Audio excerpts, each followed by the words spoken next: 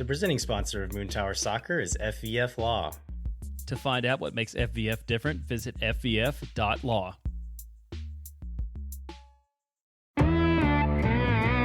Hello, friends, and thanks for listening to Moon Tower Soccer. On today's show, we're going to review Austin FC's 2-0 loss against the LA Galaxy. We'll also preview the next match against Nashville, and then we're going to talk about salaries. Since the MLS Players Association recently released player salaries across the league, we now know what all of the Austin FC players are making. So we found some interesting little pieces of information in that we're going to share with you. We'd like to thank any new listeners once again. We've seen our download numbers going up and up each week. So thanks so much for sharing this with your friends, telling people about it. If you haven't told a friend, find a friend who's interested in soccer curious people. Let them know about our show. We'd really appreciate that. For people who are soccer curious, we have an event coming up, don't we, Jeremiah? Yeah, we have a live show. It's pretty exciting. It's our first Moon Tower Soccer. I guess it's not officially just Moon Tower Soccer Live, but on Tuesday, May 25th at the W Hotel, we're going to be doing a free event that starts at 5:30. We're on a panel from 6 to 6:45 with a guy that people who know soccer may know. Who is that? His name is Adrian Healy. Yeah, some guy, Adrian Healy. I think he's British guy, probably knows a bit about soccer. It's called some World Cup stuff. It's going to be called Tackling the Terms. It's kind of created for new fans who are excited about the club, but may not be soccer MLS experts. So it's a free event at the W Hotel on the 25th, and we'll put a link to register in the show notes for those of you that want to check it out. Hey, Landon, I have a question for you. Have you found yourself watching more MLS as we get like near to Austin playing than before, or do you just like watch it nonstop? Honestly, probably the last season and a half, last season for sure in 2020, but part of the year before that, I've watched more MLS than any other soccer. And like part of it has to do with TV deals. It got harder to watch Premier League. But also right. You don't have Peacock. Yeah. But like I just found myself just like getting more interested in it as it got closer to Austin FC being a reality. And just wanted to learn as much as I could about it, about which players we could potentially get, who our opponent's going to be, and just learn a bit more about the league. And so I've watched more MLS than I have any other league in the last year and a half. Yeah, I'm kind of the same way. This week was the first week that we had the double game week, right? So we had like Wednesday games and Saturday games and Sunday games. And like I think I watched parts of 6 matches on Wednesday, which drove my family a little bit nuts. And my kids still think that like every time we're watching an event, they're like there's like a good guy and a bad guy, you know? And so like we're watching New England, and I mean I guess this is New England Columbus, but you know, or I don't remember who Orlando played, but like who's our team, Daddy? I'm like, we're just watching soccer, man. But there was one thing that I had not thought about that I didn't know. I'm gonna have soccer trivia for you, which I feel like you don't love. No, but, I like trivia. I'm a trivia fan. Okay, so there are 2 designated players in MLS who are American and have only played in Major League Soccer. Oh. Can you name these 2 players? So, like, for example, Josie Altidore doesn't count, right? Because he's been all over the world. Right. But there's only 2 in the whole league that are, like, American U.S. nationals who have never played in any other league. Hmm. And they both played on Wednesday because they play for the same team. Is Jossie Zardes one of them? He is one of them. Oh, so, okay, on the same team. Who is their other DP? Zelarayan would be one of them. Oh, Nagby. And Darlington Nagby. Those are the only 2, like, American that have only ever played in MLS DPs in the entire league right now, which I thought was fascinating. That is fascinating. That they would both end up in Columbus, which I hadn't thought about, but you know, it's Wednesday night. I had nothing else to do. I was like on Wikipedia and watching MLS. All right, the more you know. You want to jump into the LA Galaxy recap, or did you just want to skip it? No, we should talk about that a bit, but yeah, it was not like a joyful moment. I think all of our worst expectations were lived up to in this week's match. Yeah, so some of the storylines leading up to the game in the midweek press conference, Berhalter mentioned explicitly that we can expect squad rotation. And Josh Wolff. Berhalter was one. Yeah. Berhalter was one of the players in that, but yeah, Josh Wolff did. Yes, Coach Sebastian Berhalter. Josh Wolff said that we should expect rotation. I honestly thought we were going to get more than what we ended up getting, but I guess we saw three changes. Is that right? So Jimenez made his first start. Yeah, right back. Huson rotated back in. Right. And then Pereira was in for filling the spot for Ring. Yeah. Right. Okay. Yeah. So we were kind of talking in the strikers Slack with Bills last week and kind of trying to guess who those rotations were going to be. And I think Bills guessed up to 6 spots rotated, and it looked reasonable. I thought maybe we would see 5 or 6, but it ended up just being 3. Yeah, and I think that last one we mentioned is probably the most interesting, and the one we weren't really sure what they're going to do is who's going to replace Ring, right? And it ended up being Danny Pereira. Yeah, and I think a lot of us thought it was going to be Berhalter, and I think we talked about that last week as sort of our expectation, and then Berhalter was one of the players in the midweek press conference, which I guess I read into that being that he was going to be the guy in the spot, but also I went back today and listened to Josh's Tuesday press conference when he had the classic non-committal, everybody's, we got a lot of guys with a lot of options, we're going to evaluate all week who presents the best opportunity for whatever. And he never really, he talked about Berhalter, he talked about Pereira. He just talked about the midfield overall. I think he even mentioned Fagundes, but he never gave an answer to that. But I was a little bit surprised to see Pereira being the player that took that spot. I really was too, and we can talk a bit more about what we think about that that decision a little bit later. But I think one more thing on that. Did you see the tweet that they put out an hour before the? I don't know if it was just the club, but I saw it somewhere with the lineups. No, I don't think I did.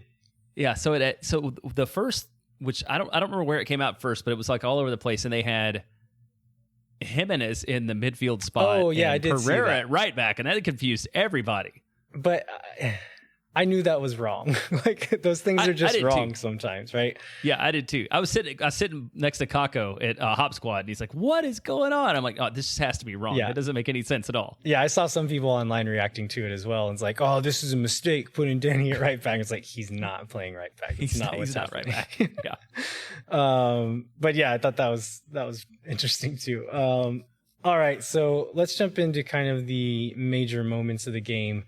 So in the 25th minute, Johan Romagna fouled Chicharito in the box after he chased down a long through ball. That penalty ended up being saved by Brad Stuver for one of the most exciting moments of the match. Then in the 35th minute, another long ball over the top down the middle. We see a theme coming up here. Hector Jimenez dives to try to clear the danger, but ends up kind of miscuing it, and Sebastian Lletget gets the ball, puts a really, really nice finish past Stuver for the first goal there. And then in the 60th minute, Josh Wolff makes a bunch of changes. In the 77th minute, Chicharito does what Chicharito does and scores a goal inside of the 6-yard box to put the game away pretty much. So, a disappointing game for sure. But against a really good team, at least. The Galaxy did look really solid.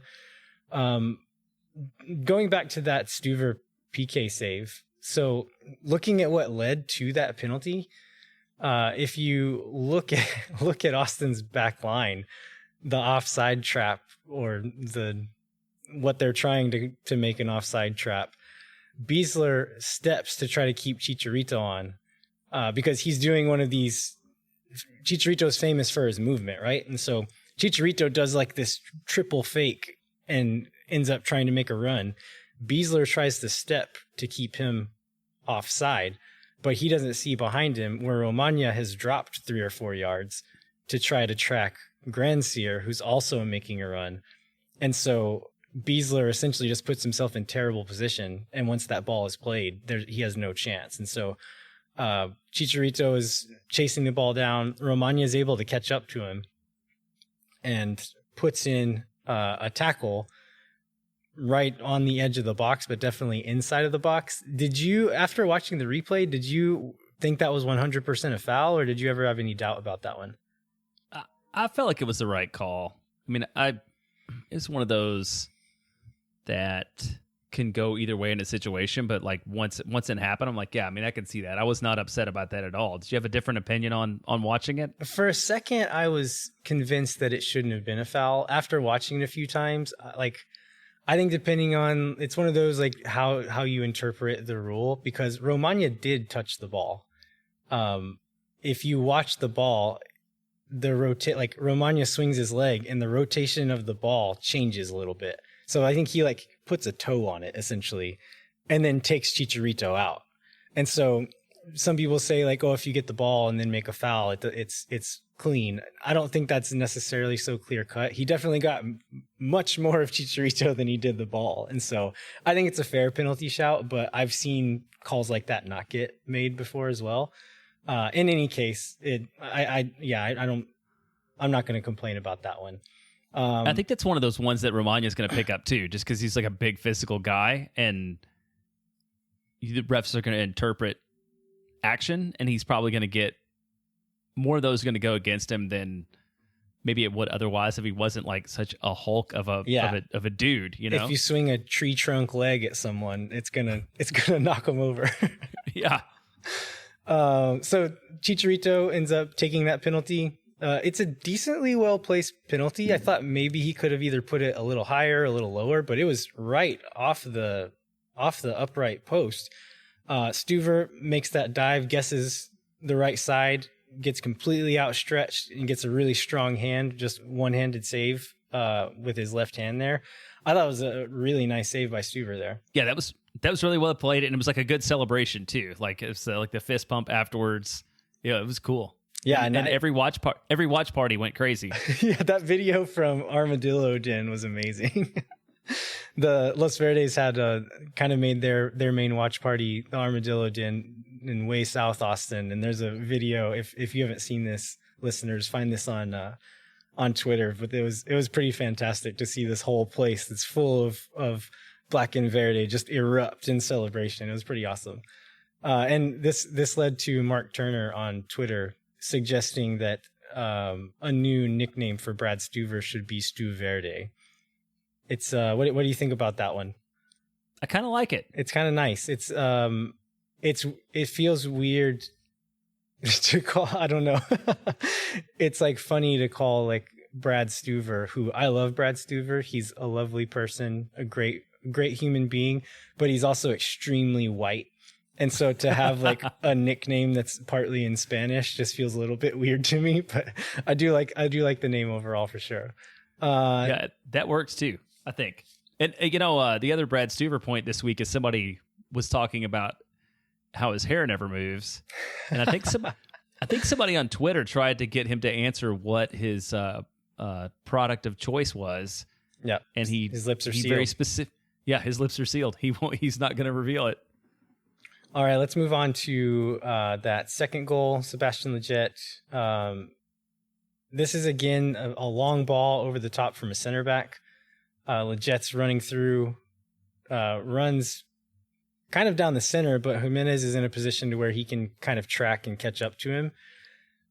The ball bounces once, and Jimenez, I'm not sure exactly what he's trying to do, but he tries to cut across Lletget's body. I think maybe he was just kind of going for a bold move and trying to head it to Stuver so that Stuver could catch it. He ends up completely missing the ball. There's a big collision with Lletget. Lletget ends up with finishing the ball really nicely past Stuver, and Jimenez is injured on this play. He goes down and doesn't get back up, ends up being taken off the field on a stretcher, which is really unfortunate. Hopefully we haven't gotten any news yet from what his condition is, but hopefully it's nothing too serious and he'll be able to come back soon. But it did look pretty bad based on his reaction. I thought watching the replay of this that Jimenez was in a really good position to just let the ball bounce again and clear it clear it out, or even maybe to like settle it and try to play it out of danger. But what do you have a take on what you thought he was doing there? I was just no. I mean, I was lost, and I guess depending on the injury, I mean, was it possible that he hurt himself on the move before the collision, and that was just like him lunging out to do something? Because it was a weird. It just didn't make a lot of sense, and obviously, good for Leggett to finish it, but it did not lead to a good outcome either. But it was just all of a sudden he was like flopping in every direction at once, and it was hard to keep up with what his objective was. Yeah, I kind of thought the same thing that you just mentioned, but after watching it, it was everything up until like the point when he jumped seemed intentional, and it seemed like the injury came from the collision with Leggett. So I really don't know. But anyway, that ends up leading to the first goal there. Or sorry, that's the first goal, right? Yes, because the second we should know this. The second goal was the Chicharito delivery. Yeah, so the second goal was, it starts with Aiden Stanley getting kind of roasted on the wing there. He steps up to try to close down Araujo. I think it's Zubak plays a little 1-2, and Stanley arrives to pressure late, and by the time he gets there, Araujo's already played the ball to Zubak. By the time Stanley realizes what's going on, Araujo's behind him, and Zubak plays this one-time pass behind him, and he's off to the races. And then ends up playing like a long, not unlike the balls that Jared Stroud has been playing the last few weeks, but kind of a long on-the-ground ball right into the box. And Chicharito ends up squeezing in between Beasler and Romagna to finish it with inside the 6-yard box. Watching this back, I was trying to figure out which of the center backs was more at fault for this goal, and I still am not entirely sure I know the answer. I think in the moment, and then some of the reaction I saw online, I think Romagna was getting some of the blame, but after watching it again, I think Beasler could have maybe done a bit more. He seems to let up a little bit before he should have. And maybe if he could have like put in a few extra strides, he would have gotten there and stopped the ball, or at least been able to put Chicharito under a bit more pressure. But in any case, he did a really great job to finish it and to get in that position anyway, just because he's that good and has been in really good form lately. But again, it's just another moment where you feel like Austin could have done more in several moments in the build up to that play, and then with Stanley over there, and then with the center backs at the end there. I think they could have done more to prevent this for sure.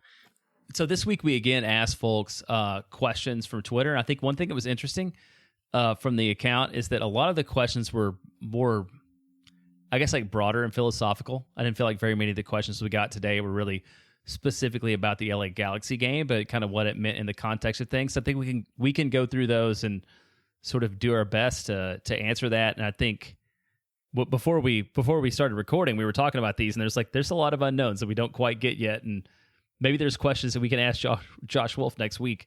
There's a couple things specifically that I was curious about. So let's go ahead and start with some of those.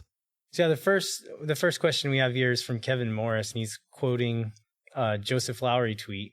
Friend of the show, Joseph Lowry. Joe Lowry ends up kind of like spelling out some of the issues that he's seeing in the game. Among those things is work without the ball has been a problem, especially in this game. And then being slow to pressure defensively. They were a little bit slower on the press than they have been in games past. Struggling in defensive transition, which has been an issue all season.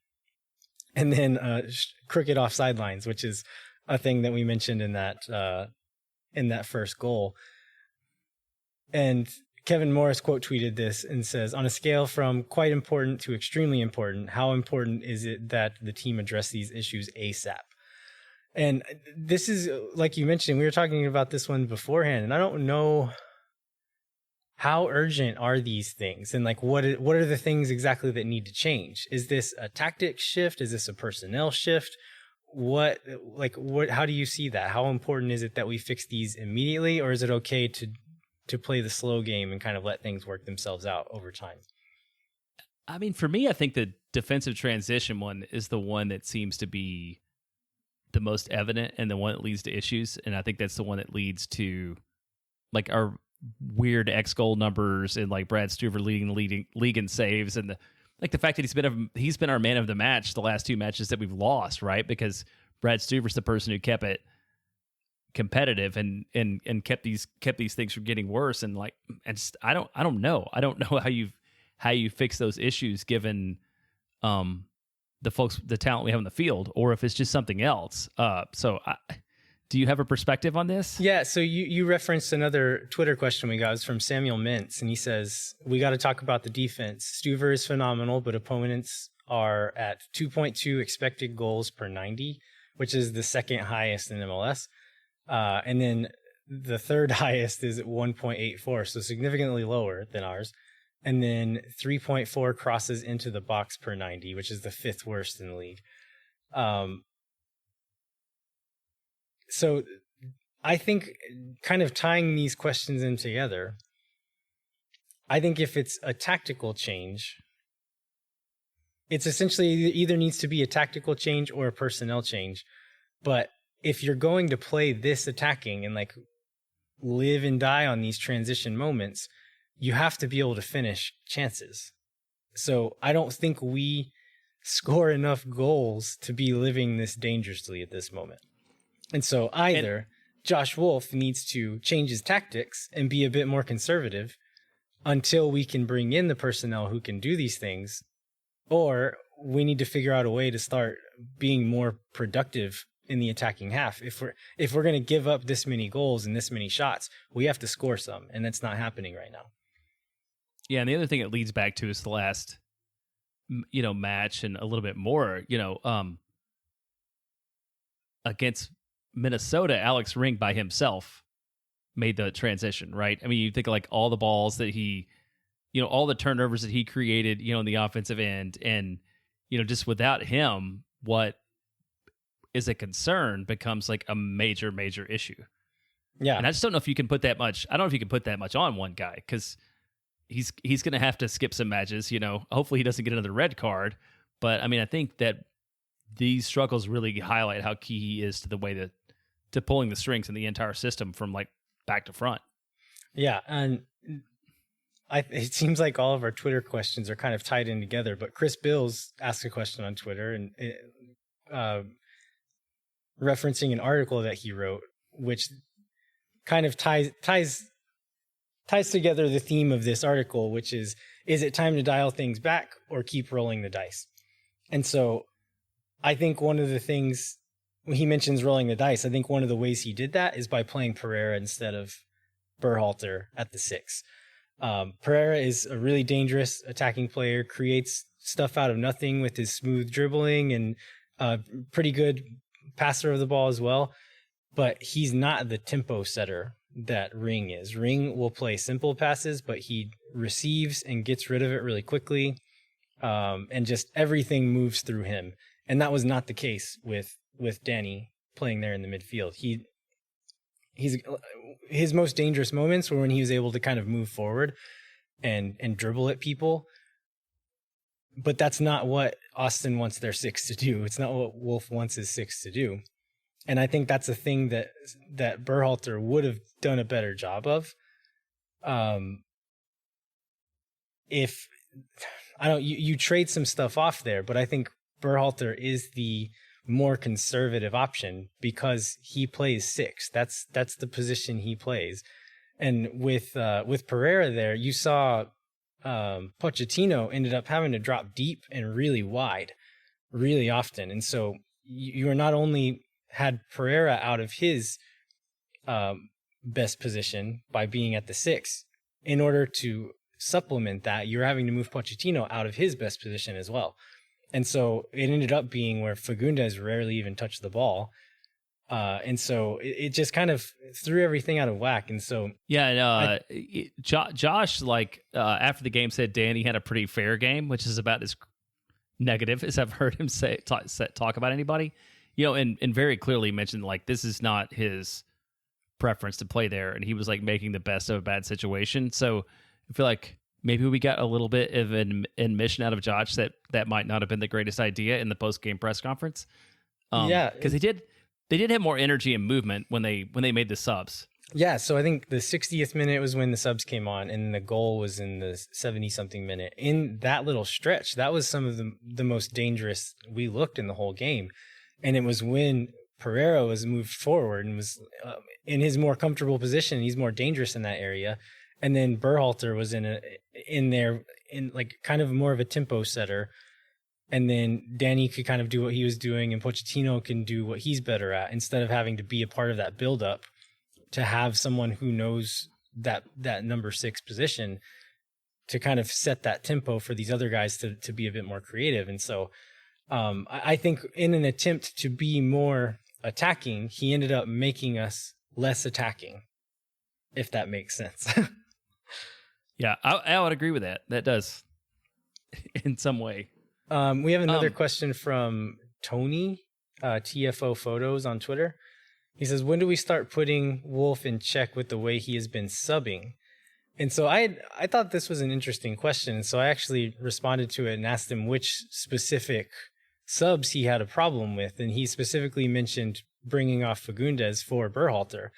And I thought that was, like I just mentioned, I thought that was one of the smartest subs that happened, and maybe should have been the option from the start. But has there been many Wolff subs that you've not agreed with?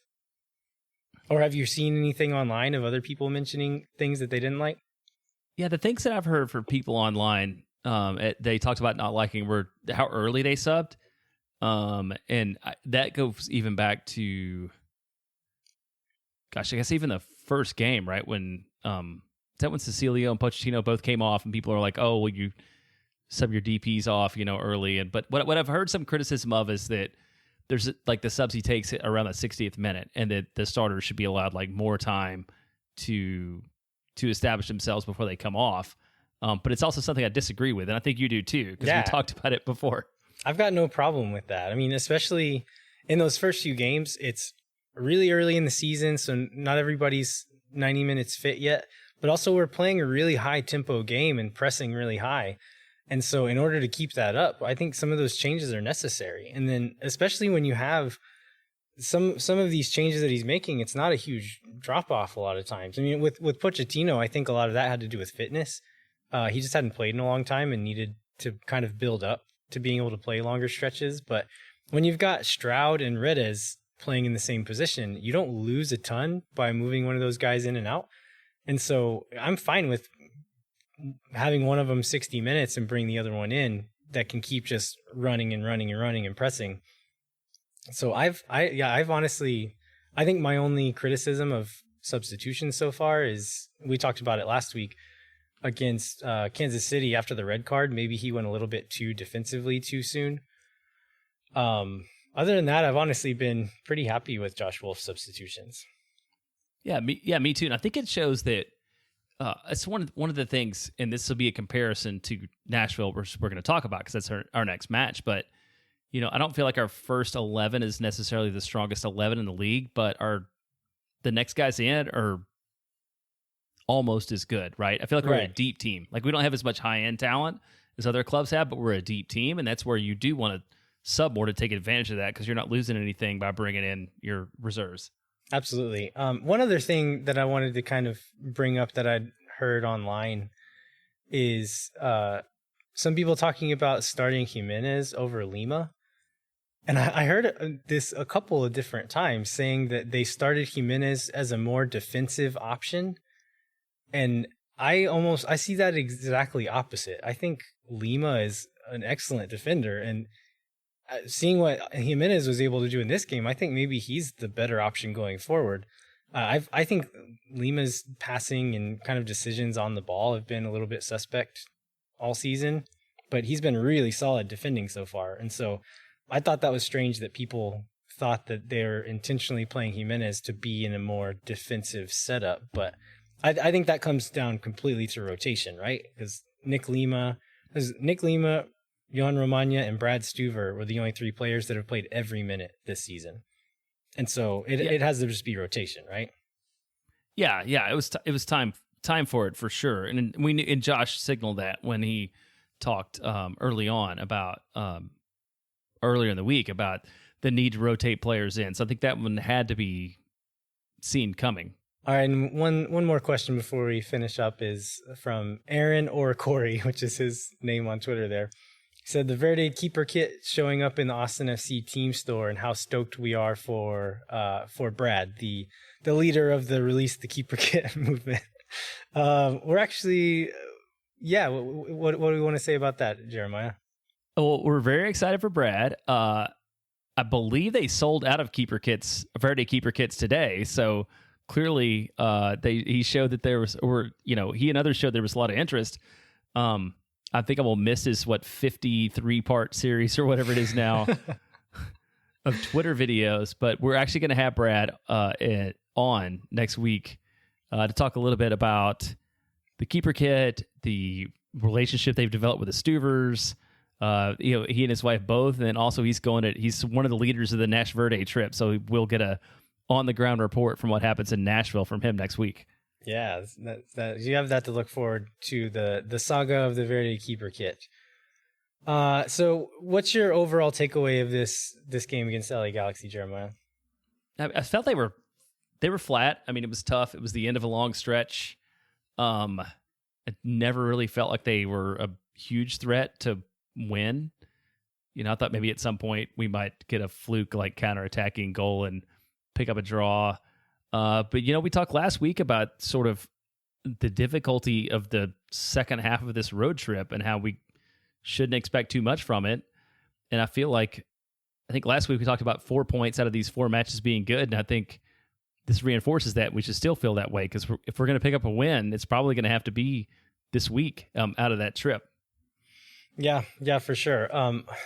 I know we just said we were going to end this part, but there's one other thing I wanted to talk about, which is, I don't know how we didn't talk about it already, but we talk about the striker position. Every game, it seems to be kind of the biggest point of contention among the fan base. This week, John Gallagher didn't travel, had some unknown injury. Doesn't seem, they're not acting like it's something super serious, so hopefully he'll be back soon, but essentially only had one striker on the whole squad in LA.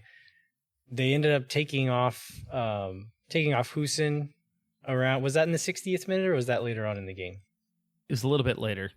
So brought Husin off, ended up moving Cecilio over to the 9, which is something we talked about being a possibility on the last episode. And that was maybe in the stretch where we looked probably the most dangerous on offense, was with Cecilio playing the false 9 and Kukuta Mane on the left wing, which Kukuta, I think, ended up producing 4 shots, and one of them, which was right over the bar, which could have very easily gone in. But it's not an ideal scenario having to play someone like that out of position at the 9, but I think it's something else for Josh Wolff to think about going forward. Is that an option that he would maybe go with from the start, is playing Cecilio at that 9 and letting him be a real false 9 as opposed to like a false winger dropping inside and just doing it from there and playing some of these more dynamic players out on the wing instead. So yeah, well, that's something to keep an eye on for Nashville for sure. One of those passing charts that we've talked about that are amazing for audio, Phil West posted in Striker Slack today, and it showed the little web, and there were 0 passes. Like Danny Houston's number was sitting out there with like no connecting points, because no lines connecting. I don't think no lines, because nobody successfully delivered a ball to him the whole match. And I think that's part indictment on Houston. I think a lot of people would say like, oh, well, Houston needs to do better, but I think that's a team thing as well. A striker can't give the ball to himself. Right. So I do think Houston was underwhelming, but I also think everyone else was too, and that they should have done more to actually get the ball and a chance to give him the ball. So, all right, you ready to take a break, Jeremiah? Yeah, let's take a break. Okay, we're going to take a quick break. We'll be back with talk about Austin FC salaries, and then we'll also do a preview of the Nashville game.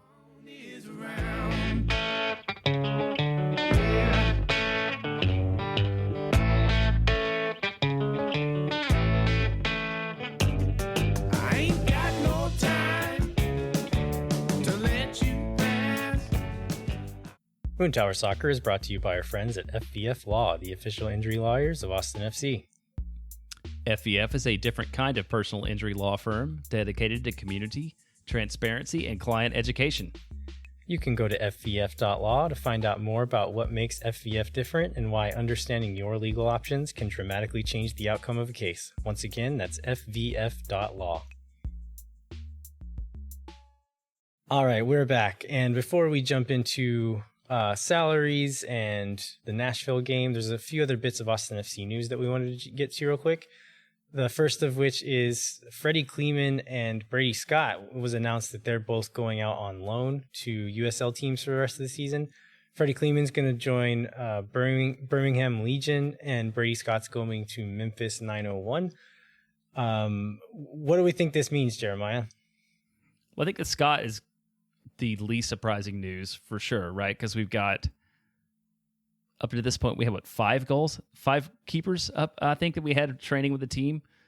Yeah, because Noah Lawrence was training with Yeah, they brought him again. back. Yeah. So, I mean, that one has to happen. I think Brady Scott occupies his senior roster spot, doesn't he? Because he was an expansion draft pick. Correct. So that one makes a ton of sense. The Freddie Kleeman move, I think, is the more interesting one. Because it's not a position of extreme depth. I mean, I would assume he's cover for Romagna at this, or would have been, you know? I mean, I don't know. But he seemed pretty valuable to loan out to the USL and not have the opportunity to put him in the lineup. Yeah, in a vacuum, a guy like this, first-year player, want to get him some minutes, get some more experience. That makes complete sense. But in the context of this roster, you're right. Like, we have 3 center backs now. And so I think they almost have to be looking to get another center back in pretty soon, don't you think? We have to be. And we have 3 center backs, and I don't think anybody wants to see Beasler and Cascante on the field at the same time, just given their speed limitations. Right. I mean, I think that would be like a really, really good situation for anybody. So I can't imagine they would be making this move unless they had a plan to backfill somewhere. Yeah, and we'll get into salaries here in a bit, but I think Austin has the cap space to bring in someone who could compete for a starting spot. So they could go that route, or they could just go for a depth spot and spend that money elsewhere. But in any case, I think you hit the nail on the head. We need someone more athletic that can fill in for Romagna. Romagna can't play every minute like he has so far. We at least need to have the option to take him out of the game, because, yeah, the thought of having Beasler and Cascante in there at the same time is pretty terrifying. Yeah, for sure. And Chris Bills did a good job. I think it was in the Verde letters last week, talking about what this means. Really talking about the expansion draft in the context of the Scott move. So with the expansion draft, we managed to pick two starters for Austin, 2 starters for other teams, and Brady Scott. And, that is not a terribly successful to this point expansion draft so far. I think his point was we could have, there were other players out there that maybe would have filled spots that where we need depth and we need help that we could have drafted. I think, yeah. And I think he's completely right. But one thing that I would maybe like to give a rebuttal to is framing it as if because Kamal Miller is doing well, that was like a worthless pick. We got a fair amount of money back for him. And so we got money and that 11th pick, which ended up being Freddie Kleeman. So I think by saying Kamal Miller is better than Freddie Kleeman, we should have kept that. I don't think that's an entirely fair assessment, because we also got $225,000 who bought us. I'm not sure which of those players they traded for cost that much, but essentially got another player and Freddie Kleeman for Kamal Miller. And so I don't think it's entirely fair to say that because Kamal Miller's doing well that was a bad idea, but I think he is still entirely right that Austin FC should have done a little bit better with their expansion draft picks. Yeah, we also learned that Q2 is becoming a very popular stadium for all kinds of matches. So last week we heard that the U.S. women's team was going to play the first match there, and then we heard this week that a Gold Cup semifinal is going to be hosted at Q2, which, if you look at the groups, provided that either U.S. or Mexico makes it, one of them will be playing at Q2, and I would imagine that would be the U.S. based upon stadium size for this semifinal versus wherever the other one is. I don't think Q2 is big enough to hold a Mexican national team Gold Cup semifinal. Well, how about you? Yeah, no, I think the same thing. Is one thing I didn't look at, is it possible for those teams to play each other in the semifinal? They could play each other. Okay. So I would say if they do play each other in the semifinal, then that's the only scenario where either they play each other in the semifinal or one of them loses before that point. We're not going to see one of those two teams. But if they stay on opposite sides of the bracket and both of them make it, there's a very good chance we're going to see one of those teams here. And like you said, if both of them are there, it's going to be the U.S. because Mexico is too big of a draw to put in such a small stadium. Nobody's going to give away all that extra money that the other 60,000 seats they could sell would provide. Yeah, for sure. I have one other stadium rumor. Last week we talked about craft beer versus queso, and this week we heard a rumor. Well, you've had faith all along that like high quality local craft beer was coming, but like this week we heard maybe a third hand rumor that this may indeed be a real thing, and so we just wanted to throw that out there because every time we put a rumor out there, usually we get better information after the fact than whatever we said. So. Yeah, I'm gonna say we've heard the craft beer situation may be good. If you know more about it, tell us. We'd be really happy, and we promise not to like give your name away or whatever. Yes. But it would bring us joy and fans joy to know that we're gonna have a lot of local beer in the stadium and make Brian Mangum's life a little bit longer, probably. Probably, and that causes that guy a lot of stress for sure. All right, let's jump into salary talk. So, as we mentioned at the top of the show, the MLS Players Association every year releases the salary of every player in the league. And so we didn't get this in 2020. I think with the pay cuts and with COVID stuff going on, they decided not to do that for whatever reason. And so we got this year's a little bit earlier than normal, I think. But what are some of your main takeaways from the information we got out of this, Jeremiah? Well, I think one thing that's of interest to everybody is sort of who the highest paid players in the league are. Unlike in 2019, I think it's not a surprise. I mean, the five highest paid players are really good, which is a part of it. So number one is Carlos Vela, 6.3 million. Chicharito at 6.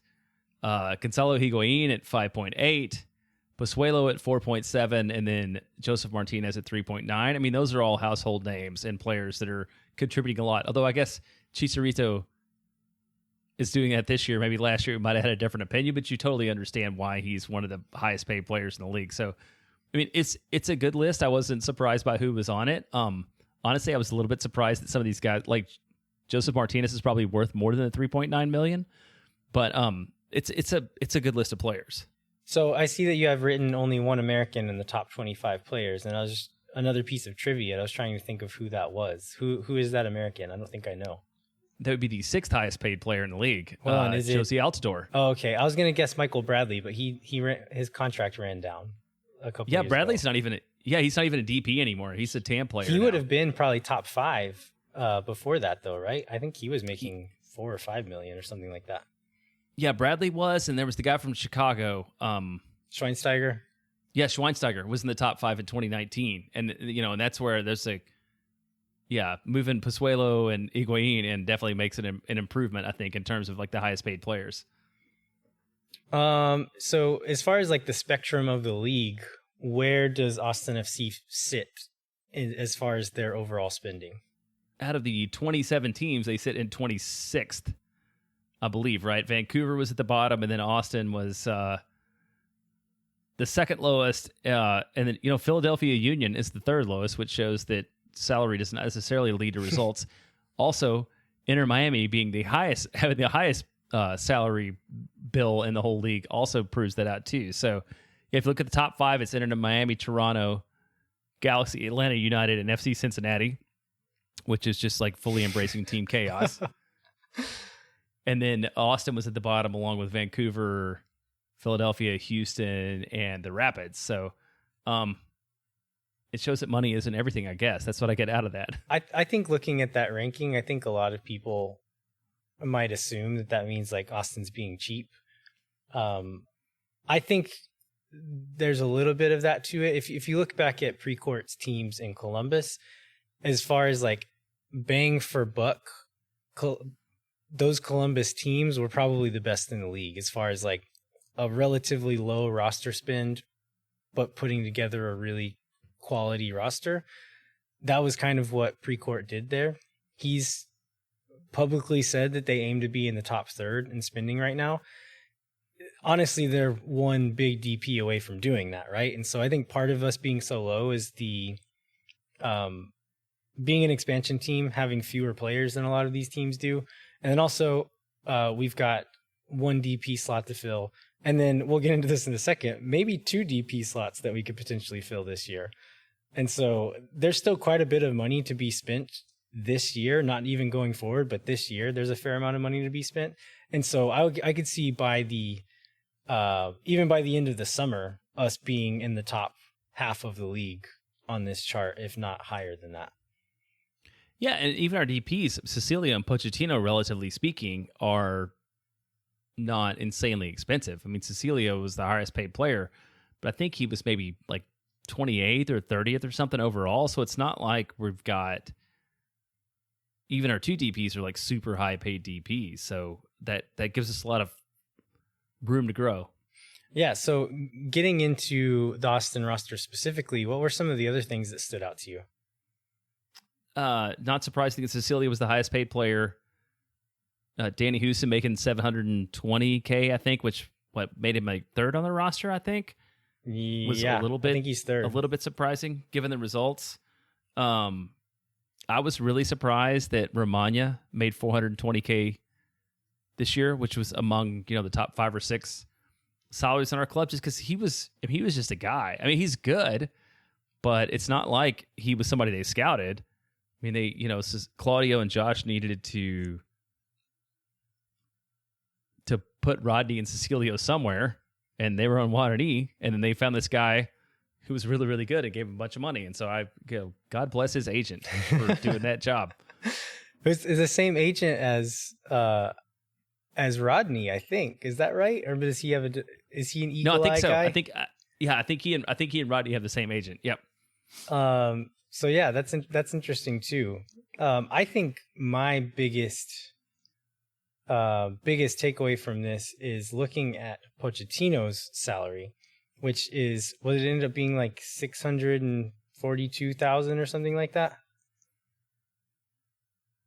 I have it here. Yeah. So you have the base salary and then guaranteed compensation. We're going to go with the guaranteed compensation because that's usually what the actual cap hit is going to be.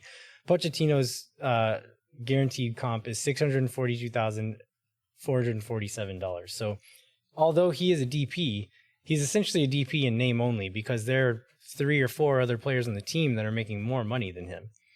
And so what that means, going back to our nerdy Gam and Tam episodes, it means that that Tomas Pochettino could potentially be bought down to no longer be a designated player. What that would do would end up opening up another designated player spot for us. So we could potentially fill 2 more designated player spots this summer. If they end up leaving him as a designated player and just signing that one, what that would do is end up opening up all 3 of our young money slots.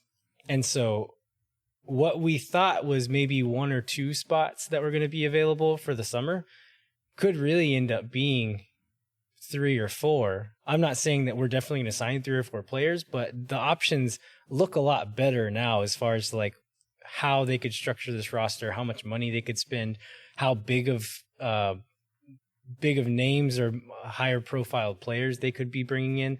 Not necessarily saying they're going to be big names, but just like big talents and the amount of money they can spend on these players coming in. So I thought that was something that was pretty encouraging that came out of these numbers.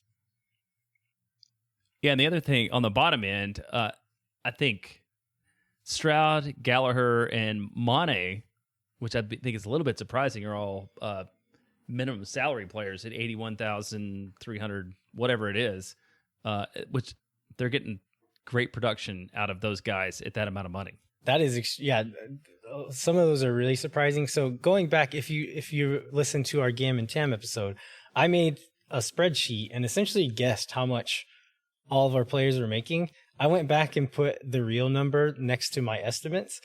And Jeremiah, I have to say, I did a great job. I'm proud of you. Except one that I got really wrong was Kakuta Mane. He in past teams, he was making close to $400,000 a season.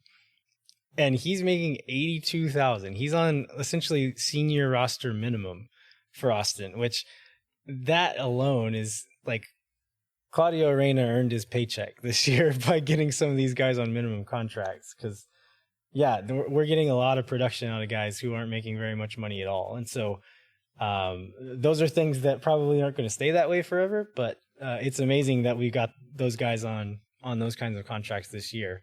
And did you mention, you mentioned Stuver already, right? No, we haven't talked about Stuver. Okay.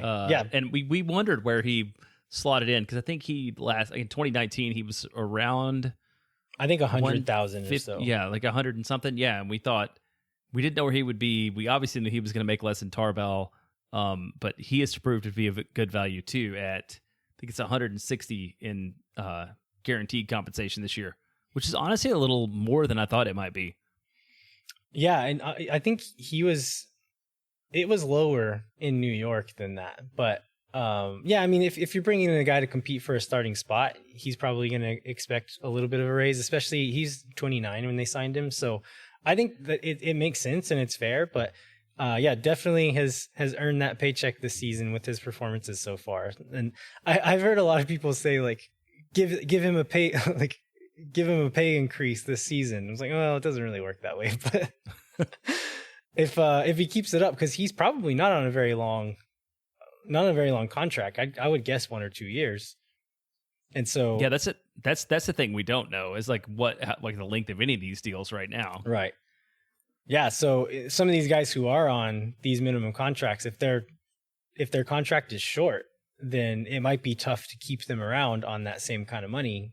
If we are looking to like extend that contract essentially. So there's a lot to keep an eye on here. I'm going to try to do some more digging on this and maybe we'll have some more interesting nuggets in the future, but lots of interesting info there.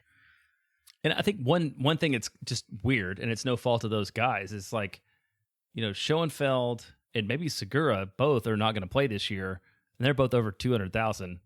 When you look at a club that's not that high up, I mean, that's a relatively large amount of money to not have on the field at all. Yeah, I mean, I think that's like part of the game, right? Like you're always going to have guys who are injured, but if coming into next season, it's going to essentially be like 2 new signings coming in. So like money you're already accounting for, but bringing in some 2 players who you think could be pretty useful pieces. All right. You want to jump into the Nashville preview, Jeremiah? Yeah, let's talk about Nashville. All right. Give us a little background about Nashville for folks who haven't been following the league for very long. Well, it's Nashville SC, which since every team in the league is either FC or SC, they went the SC one. They're a second-year expansion team. They entered last year with Miami. They're, because of this unbalanced schedule in this COVID year, it's one of only 2 Eastern Conference teams that we're going to play, with the other one being the matchup against Columbus later in June. They had a really weird year last year because I think they flew to MLS's bag, but didn't actually get to compete in it, or did they get turned away? Did they drop out before They didn't go. Dallas ended up flying in and had to quarantine and just hang out there. I think Nashville never even traveled. I think they had positive tests before they left. I couldn't remember the order. I knew one of them traveled and one of them didn't. But and they had this thing that our friend Phil West loves, which is called the Gibson guitar riff before every match. And have you watched any of these videos? I saw just one video after Phil told me about it, but I still haven't watched any other ones. But the one I saw was weird. Yeah, so it's like one, you think if it's the Gibson guitar riff, it would be like a riff, like part of a song that you would have a guitarist come in and play, like somebody doing the national anthem. But it's like a minute of guitarists like noodling around in random chords. And it's like, it's a country music guy one week, and it's like, I watched this Dave Mustaine from Megadeth like do it. Like he did the season opener. It's like random folk singers. So I'm glad that we do not have our own version of that. Well, hopefully not. We're not doing that in Austin, but yeah, look that up on YouTube if you want something that's sort of weird and different. So you mentioned Nashville having kind of a weird season last year, but they ended up having a pretty good year. So tell us how their season ended. Yes, last year, unlike this year. So last year there were 6 teams made the playoffs in each conference, and then 7 through 10 were in the like a play-in round, right? So 7 played 10, 8 played 9. They played Miami in the play-in round, I think, and they won that one. Then they also beat Toronto in the first round of the playoffs, and then they ended up losing to Columbus eventually in the second round of the Eastern Conference playoffs. But they had really low expectations going in. When we talked about salary, I think everybody expected Miami to be, of the two, to have better results just because they had spent so much money, especially compared to what Nashville had done. And it sort of turned out to be the opposite. So they're a good example of like having a style and sticking to it, and they're super defensive, and they've stayed that way, and they kind of know who they are. And I think it's boring and terrible soccer, and I think you have a different opinion on that. If I remember our discussions last year, they were always credit boring. to them. Early in the season, they were boring, but I think they were more interesting to watch later in the year. And I honestly haven't gotten to watch them this season yet, so I'm not sure what they've looked like so far this season. But later, like in the playoffs and later in the year, I thought they were a little more fun to watch than they were the rest of the year. But talk about expansion roster builds. A lot of people coming into this season were comparing Austin's roster build to Nashville's, where they kind of built out this spine, had a lot of MLS experience in it, and then added pieces as they realized where they needed them. And so coming into this year, they really haven't made a ton of changes coming in. Most of the same guys on the roster. They brought in CJ Sapong, who is a veteran goal scorer in MLS. And then they've also brought in Alex Mule. I can never say this guy's last name. Mule. I don't know how you say it. Muyl. Played at Red Bulls for the last few years, and he's started in 4 of their 5 games so far. So really only added a few spots. And then later in the season, much like Austin, people are expecting Austin to do, they added a designated player striker halfway through the season last year. So I think watching this game, Austin might be seeing somewhat of a slightly different version of itself as far as the roster build goes. How are they doing this season so far, Jeremiah? Well, on the roster build, just back on that, I think people even talked about Alex Ring sort of being the Austin version of Walker Zimmerman, right? Because Nashville brought Zimmerman, one of the really strong player in MLS, great track record, and Ring is very similar to that, and sort of like one of the keys to like how the club plays. But yeah, this year they have the weirdest results. So they're 8th in the East with their 1 win, no losses, and 4 draws through 5 matches, which is something I don't think I've ever seen before. I had to go back and look at that. So they've scored 6 and conceded 4. So it's a lot of, there's a lot of, I don't think there was a single 1-1. There was a lot of 0-0, 2-2, and like 1-0 are the results so far. So they're definitely living up to their reputation for being a defensive powerhouse with limitations in the attack. Who have been their most attacking players so far? So there's two players to look for. Both are DPs. I'm going to screw their names up. Jandre Cadiz, who's their DP striker, who scored 2 of their 6 goals so far. And then Randall Leal, who's a midfielder, sort of their number 10. He's a young guy. He's Costa Rican, and he's scored 1 goal so far this year. Yeah, so I think I think you mentioned this earlier in the show, but as far as like looking at the string of away matches that we still have to come, this is one of the ones that Austin will want to win. I don't know that it's necessarily one that they'll be expected to win because Nashville is not a bad team. They're, like I said, they finished last year really strong, have kind of not had to change much and brought in a few more pieces this year. But it's going to be a tough game, but it's one that Austin will definitely want to win because they're not getting easier from here on out. So I think it's definitely one that they should put everything into to try to get at least a point out of. If your choices are winning at Nashville, Seattle, or Kansas City, Nashville seems like the greatest opportunity to do that. Yeah, absolutely. All right. Anything else on Nashville, Jeremiah? No, I think that's enough. I think, well, again, there's going to be a really big traveling contingent. And do you know how many tickets have been accounted for so far? Around 200. This will be interesting because they play in the NFL stadium too.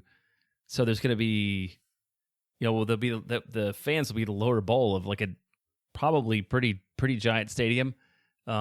And also, I think I don't know if this is directly related to Colorado, but the Nashville folks were not excited about drums or horns or anything coming in. So we'll see how much noise a couple hundred Austin FC fans can make a cappella, which is something they're going to have to work out this week.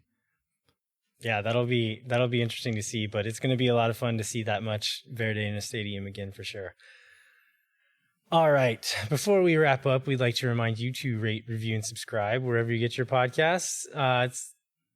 We're still doing our Central Texas Food Bank donations. I'm not sure how much longer we'll be doing it, so we've gotten a pretty good response from it, and that bill's getting a little bit high now. But we'll do it for at least another week or two. So if you want to get some money to a good cause, leave us a review. Let us know. We'll add $5 more to that donation we're going to make to the Central Texas Food Bank.